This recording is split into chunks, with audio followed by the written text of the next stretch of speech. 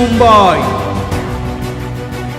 24/7 सबसे पहले झूठ से आगे, हर सच आपके सामने।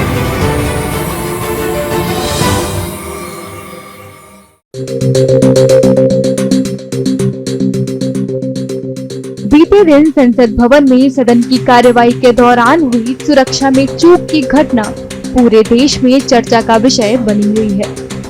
इस घटना के तुरंत बाद सांसदों में अफरा तफरी मच गई थी और सदन की कार्यवाही स्थगित कर दी गई थी। इस घटना के बाद संसद में सुरक्षा व्यवस्था कड़ी कर दी गई है। इसी बढ़ाई गई सुरक्षा के बीच केंद्रीय रक्षा मंत्री राजनाथ सिंह संसद भवन पहुंचे। वहीं सोनिया गांधी भी कड़ी सुरक्षा व्यवस्था के बीच संसद भवन पहुंची।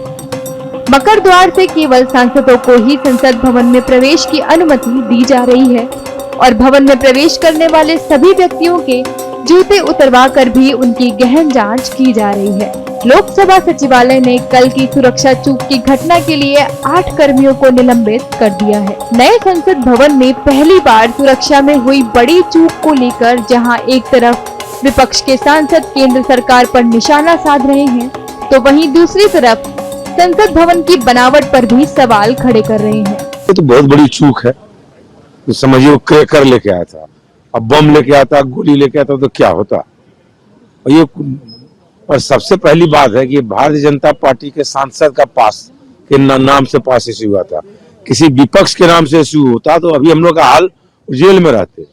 मेरा सवाल ये है कि 3 सिक्योरिटी रिंग्स पास करने के बावजूद, एक्सरे मशीन्स पास करने के बावजूद भी ये इंसिडेंट सामने आता है।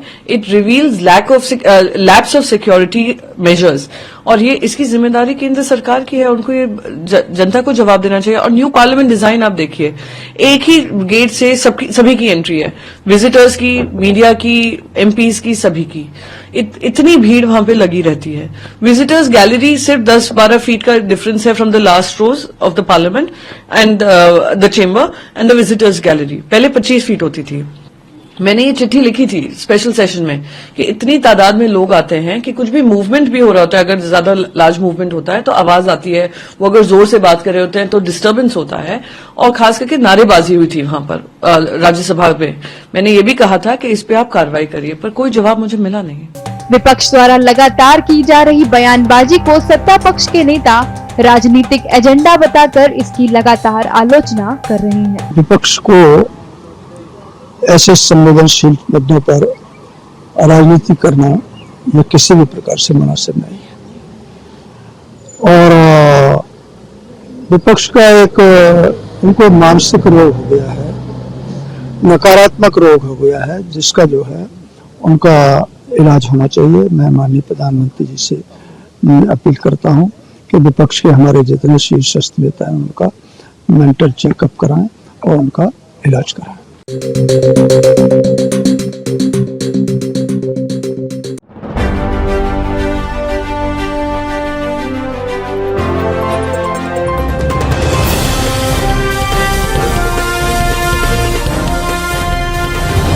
आमची मुंबई